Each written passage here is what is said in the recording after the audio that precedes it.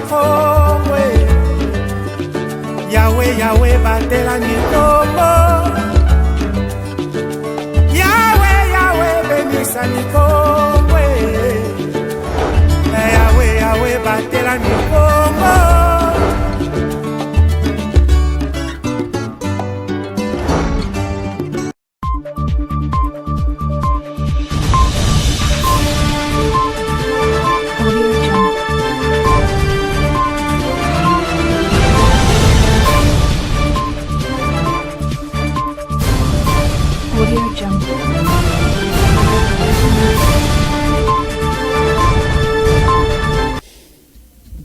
C'est l'heure de vous informer, messieurs et dames. Bienvenue à cette édition du journal réalisé par Clovis Solo. La ville de Matadi a enregistré 3 cas d'accident le mercredi et le jeudi de ce mois de juin 2025. Les détails dans ces reportages.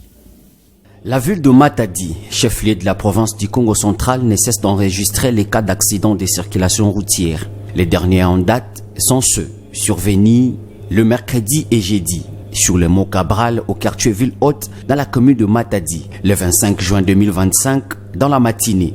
Il s'agit d'un long véhicule transportant les ciments. Cet engin a tenté d'emprunter cette route après déchargement de marchandises. Juste au pied de la montagne, il a connu une panne dans son système de freinage. Pas de perte en vie humaine, mais de dégâts matériels enregistrés. Le jeudi 26 juin dans la matinée, une moto a fini sa course sur une voiture de marque Yaris stationnée. Nous sommes au sommet du mont Kassou, dans la commune de Mvouzi. En provenance de Mikondo, le motocycliste surpris d'un déficit dans son système de freinage a jugé bon d'entrer en collision avec une voiture pour sauver sa vie et celle de ses 2 passagers qui sont sortis victimes avec des blessures graves. Ce véhicule était stationné ici depuis hier. Ce matin, on a été surpris par un motocycliste en panne de son système de freinage qui a trouvé refuge ici. Gloire à Dieu, il n'y a pas eu mort d'homme. Les victimes sont transférées dans un centre de santé. Nous demandons aux motocyclistes de bien vouloir ralentir avant de traverser les dos d'âne. Souvent, ils ne tiennent pas compte de ça. Pourtant, ça peut leur épargner les dangers. Le 3e cas d'accident s'est produit 3 heures après, le même jeudi, causant ainsi mort d'homme. Il s'agit d'une autre moto à usage personnel qui est entrée en collision avec un camion remorque devant les bureaux de la Caisse nationale de sécurité sociale SNCS à Kinkanda, à quelques mètres de l'arrêt entrée d'Orcas. Changeons donc de chapitre et parlons politique dans cette édition du journal. La destitution du questeur de l'Assemblée provinciale ou sinon du bureau de l'Assemblée provinciale du Congo central, le député provincial élu de la circonscription de Boma, le député Omega Mbadou, défraie la chronique dans cette partie de la province du Congo central. Les réactions fils de partout. Je vous propose la réaction d'un analyste politique dans cette partie de la province du Congo central. Suivez. Certes, les Français disent on ne fait pas la fête lorsque ça brûle chez les voisins. Mais toutefois, nous en tant que libres penseurs, politiciens actifs, nous avons intérêt de rappeler, éclairer la population. Parce que les avis sont partagés. Tantôt, on l'a vu de Boma est perdant, ou tantôt, il y a des couacs au sein de l'Assemblée provinciale, sous réserve. Mais du moins, ce qui est réel, honorable Omega Mbadou est député provincial. Nous l'avons confié la mission de nous représenter valablement au sein de l'Assemblée provinciale de tout ce qu'il y a comme mission régalienne ou légale reconnue à tout élu. Deuxièmement, nous l'avons voté parce que la population estimait qu'il serait à mesure de contrôler l'exécutif sans embâche et avec rigueur. Troisièmement, nous l'avons voté pour qu'il soit à même d'initier des projets de loi pour que ça soit voté en termes dédits et profitable à la population. Nous n'avons pas voté nos 3 élus pour qu'ils aillent exercer les fonctions des membres du bureau. Parce que pour qu'ils soient questeur du bureau de l'Assemblée provinciale, ce n'est pas la volonté du souverain primaire ou du peuple, c'est plutôt la volonté des députés. Et les députés, à l'unanimité, ont estimé qu'il faudrait faire confiance à notre Élie de Boma pour qu'il soit questeur du bureau de l'Assemblée provinciale. Et aujourd'hui, ces mêmes députés ont estimé qu'il faudrait l'écarter. Nous, en tant que peuple, en tout cas, nous ne sommes pas perdants parce que, en tant que députés, nos intérêts ne sont pas menacés. Mais en tant que questeur de l'Assemblée provinciale, est-ce qu'on peut nous aider pour nous définir les avantages de la population ou les désavantages? C'est comme si on était dans une salle de classe. X ou Y a la chance d'être nommé chef de promotion. Mais tous, vous êtes des élèves. Ça n'écarte pas les intérêts des parents parce que les parents t'ont envoyé pour aller, n'est-ce pas, étudier. Que tu sois chef de classe ou pas, tu es élève. Ton problème, c'est de travailler et arriver au bout. Ce que nous demandons à nos députés, toutes tendances confondues, que ce soit du niveau national, que ce soit celle de l'Assemblée provinciale, qu'ils restent vigilants et déterminés pour nous représenter valablement. Quittons donc la province du Congo central pour la ville-province de Kinshasa. Il veut restaurer les liens entre le ministère et les acteurs de la justice. Le ministre d'État en charge de la justice faisant intérim du ministre Constant Mutamba a échangé avec les syndicats de magistrats. C'était donc dans son cabinet de travail dans la ville-province de Kinshasa. Le détail dans cet élément rendu par François Kapongo. Mise en place terminée.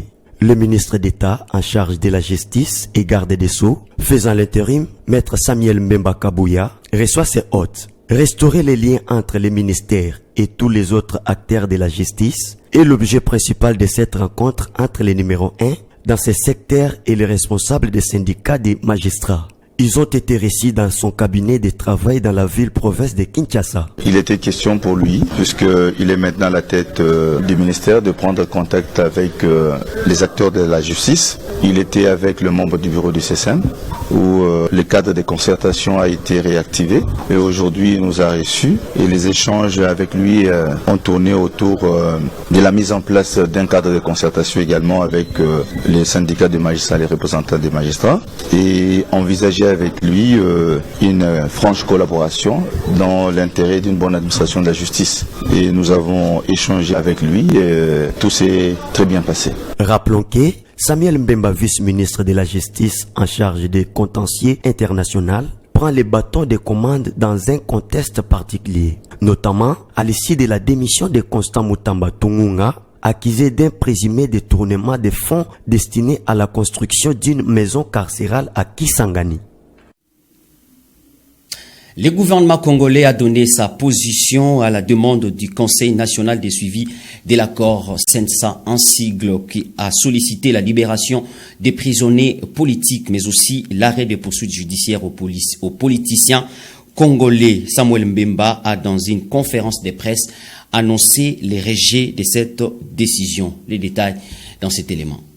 La libération des prisonniers politiques et l'arrêt de poursuites judiciaires contre des politiciens, c'est la demande du Conseil national de suivi de l'accord et du processus électoral, CENSA, auprès du gouvernement congolais. Une requête totalement rejetée dans une conférence de presse tenue le lundi 23 juin dans la ville-province de Kinshasa. Le ministre intérimaire d'État en charge de la justice et garde des Sceaux, Samuel Mbemba, a donné la position du gouvernement. Il existe un standard international lorsqu'il faut avoir un dialogue dans un pays en conflit, a-t-il expliqué.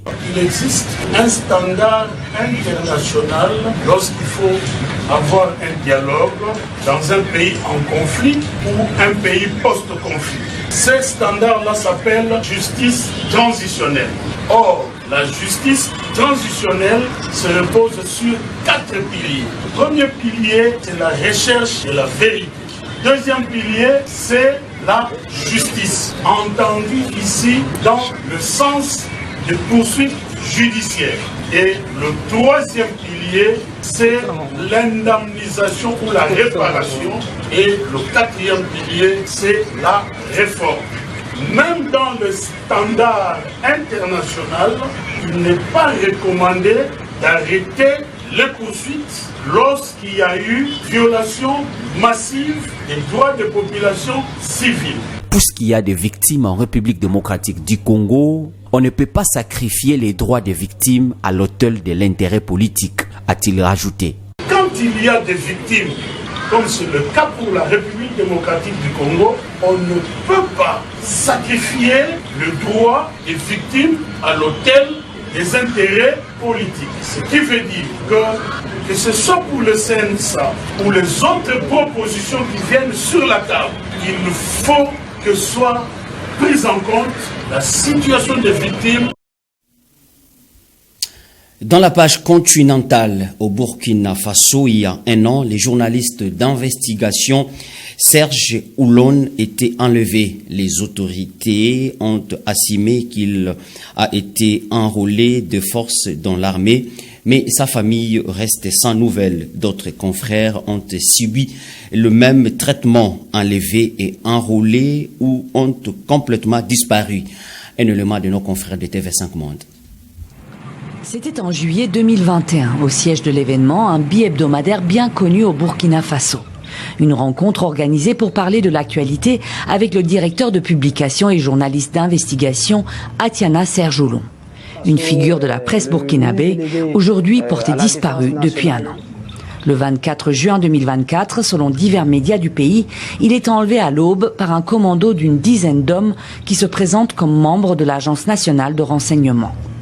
Lauréat de multiples prix, le journaliste d'investigation de 39 ans enquêtait sur des faits de corruption, sur l'armée et documentait la répression ou encore les enlèvements et les disparitions justement. Aussitôt, les OMP, les organisations professionnelles des médias, appellent à sa libération sans délai.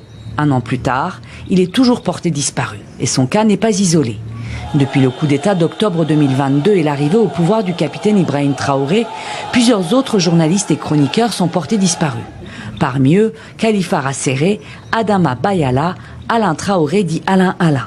En octobre 2024, les autorités du pays ont annoncé que certains d'entre eux étaient réquisitionnés dans l'armée burkinabé. Concernant les allégations de disparition forcée des journalistes Serge Oulon, Adama Bayala et Khalifa Rasseré, il convient de relever que ceux-ci n'ont pas fait l'objet de disparition forcée. Ils ont été réquisitionnés sur la base du décret portant mobilisation générale et mise en garde. Ils exécutent leurs réquisitions dans une localité du pays et contribuent aux côtés des forces armées nationales et des forces de sécurité intérieure aux opérations de sécurisation du territoire.